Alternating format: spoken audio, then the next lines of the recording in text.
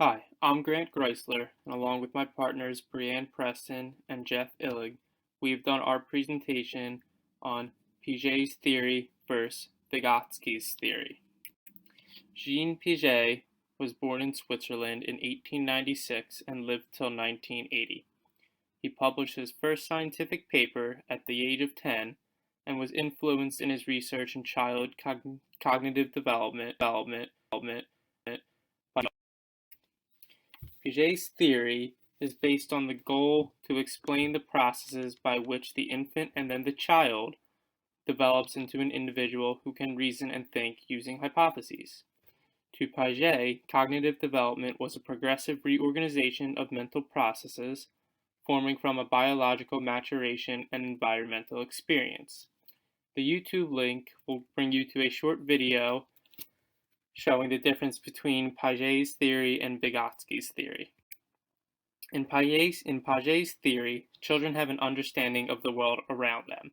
They experience discrepancies between what they already know and what they will now discover. He believed that children were not less intelligent than adults, but that they just thought differently. The two main processes of cognitive construction in Piaget's theory were organization and adaptation. Adolescents organize their experiences by separating the important ones from the less important ones and connecting one idea to another. They will also adjust to new environmental demands with the additional information they learn. Piaget's theory differs from other theories by focusing solely on children and focusing on the development rather than the learning. Piaget's theory is built around a few different fundamental concepts, the first being schemas. According to Piaget, a schema incorporates the category of knowledge and the process of which that knowledge is retained. An example would be a child who was always living in a smaller apartment. When they see a mansion or a larger house, they will have to change their schema to include this new observation. Assimilation is the process of which new information is entering our already existing schema, such as the new mansion. Equilibration explains how individuals shift from one state of thought to the next. This will occur when they experience cognitive conflict or disequilibrium. Accommodation, the last fundamental concept, is when new information is gathered. The existing schema will change in light of this. New schemas are usually developed within this process. Piaget's theory is broken down into 4 stages of cognitive development. Each stage is age-related with an individualized way of thinking, and the cognition is qualitatively measured in each stage. Piaget says that knowing more information does not make it more advanced, and that each child will go through the stages in the same order. The first stage is sensorimotor and preoperational thought. This stage takes place from birth up till 2 years, and it's where infants gain knowledge through sensory experiences and manipulating objects. Their intelligence consists of basic motor and sensory explorations. Their simple motor responses are caused by sensory stimuli, and they utilize the skills they were born with, such as looking, sucking, grasping, and listening. In this stage, children will also develop object permanence, which means they will be able to understand that objects exist even when they cannot see them. They will also begin to attach names and words to objects. A good example of this is the peekaboo game. A young child may not understand yet that you were not really disappearing, but that you were just covering their eyes. Preoperational stage is the second stage in Piaget's theory. This takes place from age 2 to 7 and involves symbolic thinking and manipulating objects. Within this stage, language development is key. Children will also begin to represent the world through words, images, and drawings. They will learn how to role play also in order to represent something else, such as their mom, dad, doctor, or chef. In this stage, children do not yet understand concrete logic. They are unable to understand conservation as well. A popular test is the water test, Whereas you can see in the picture on the slide, if you pour water into containers that do not look the same or are not the same size, the child will pick the larger looking one, even though it does not have as much water in it. Children are also egocentric in that they are unable to take the point of view from others. The third stage of Piaget's cognitive development theory is the stage of concrete operations. It is believed to affect children from the ages 7 to 11 years old. The stage begins when a child is able to perform mental operations. Mental operations allow for children to ponder on his or her own previous actions. During this stage, children increasingly develop the ability to understand that objects are not always what they appear to be. They become conscious of different aspects of an object and are also able to brainstorm various what-if scenarios. At this stage, children are able to complete the following tasks, which reflect well in the classroom. Classification. This has transitioned to using different labels. Previously, they used just colors. Now they are able to categorize items under titles such as numbers, sports, and animals. They are now able to order objects in rational sequence, use concrete problem solving, and understand conservation. Reversibility is the principal characteristic of this stage. In this stage, children can fully grasp that just as something could be added, it can be taken away. They can now also transition to using more complex mathematical equations, such as subtraction and division. Piaget defines conservation as the time when children become aware that although the physical appearance of an item has changed, the item is still the same. So for example, if books are closed, stacked on a desk, but then someone pushes them on the floor and they become open, they are still the same. Children in this stage will be also able to understand that they are still the same item. Children also become acquainted with ideals such as mass, area, weight, and volume, as seen in the picture below. Children still tend to struggle with abstract ideas. However, they begin to think about how others may think and feel. They also understand that they have individual thoughts, and others may not share their feelings and opinions. The fourth stage is the stage of formal operations. It is believed that this stage occurs from ages 12 and onwards. However, it is fully achieved by the age of 15, but individuals are still in this stage for the rest of their lives. This final stage involves an increase in logic, the ability to use deductive reasoning, and an understanding of abstract ideas. People in this stage can now see various potential solutions to problems. At this developmental stage, the trial and error technique is replaced with more systematic problem-solving approaches. There is also a growth in abstract thinking.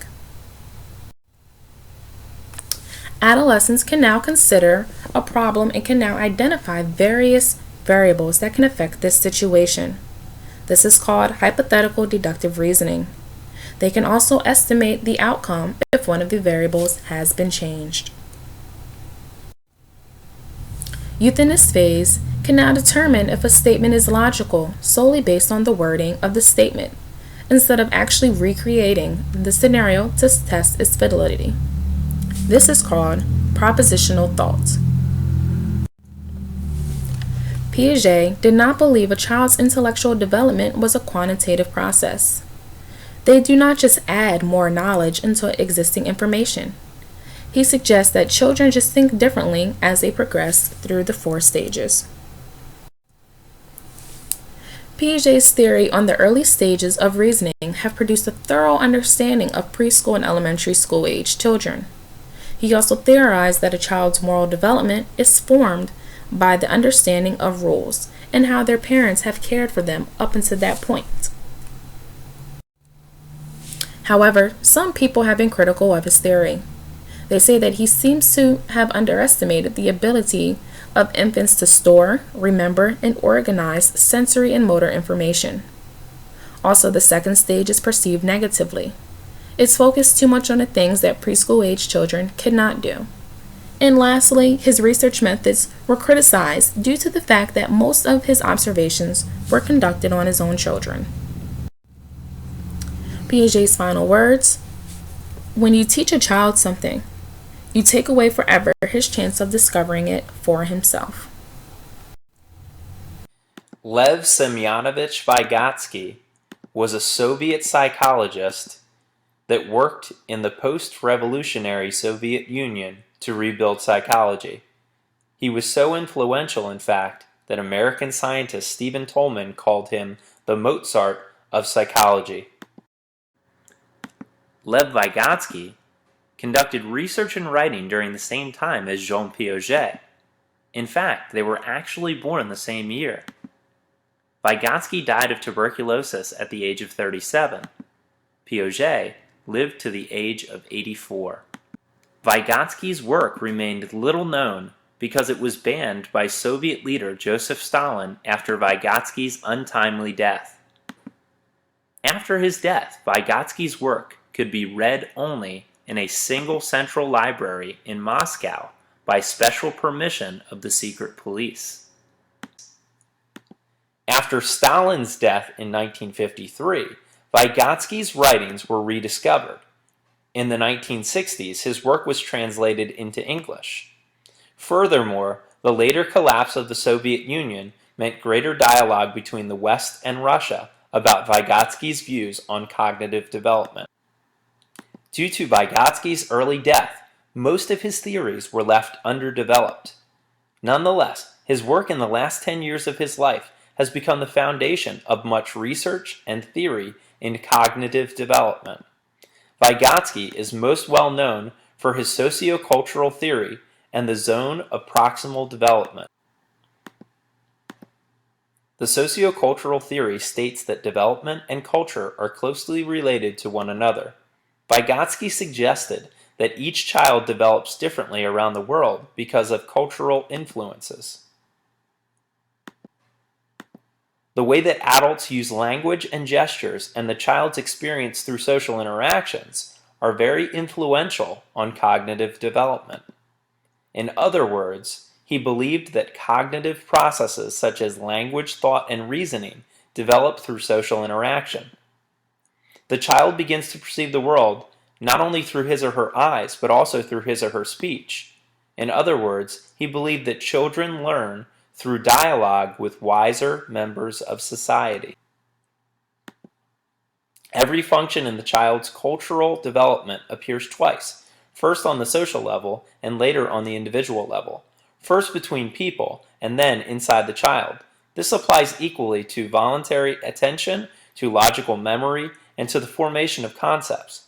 All the higher functions originate as actual relationships between individuals. In other words, or perhaps best summarized by MacLeod in 2007, community plays a central role in the process of making meaning. More knowledgeable other. Vygotsky believed learning is largely mediated by social interaction of students and more knowledgeable others. The MKO describes anyone who has more experience or improved thinking and comprehension levels than what the learner does. A knowledgeable other will be capable of teaching and adding value to a concept, task, or process. Zone of proximal development. Vygotsky centered much of his research on a phenomenon he coined the zone of proximal development, or ZPD. When a child works unaided on a task or problem, that individual is said to be at their actual development level. The potential development level is the level of competence a child can reach when he or she is guided and supported by a more skilled person.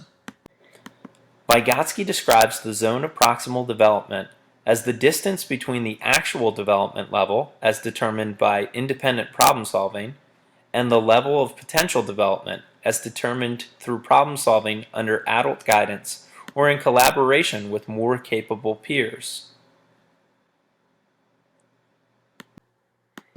The zone of proximal development defines those functions that have not yet matured, but are in the process of doing so. In this case, proximal means what comes next. The zone of proximal development refers to what a child can do with the assistance of a more knowledgeable other. The more knowledgeable other can be a parent, teacher, coach, tutor, peer, or even a tool who has a higher ability level than the child and provides a scaffold for the child. The goal is for the MKO to be less involved as the student develops the necessary skills. What a child can do in cooperation today, he or she can do alone tomorrow. Scaffolding is the name given when assistance is provided in order to make a task more clear and understandable. Scaffolding theory was first introduced in the late 1950s by Jerome Brunner, a cognitive psychologist. The term scaffolding was inspired by Lev Vygotsky's theory and parallels his zone of proximal development. An important aspect of scaffolding is that there is a gradual withdrawal of support as the child's knowledge and confidence increase. Vygotsky defines scaffolding instruction as the role of teachers and others in supporting the learner's development and providing support structures to get to the next stage or level. Vygotsky's impact on education.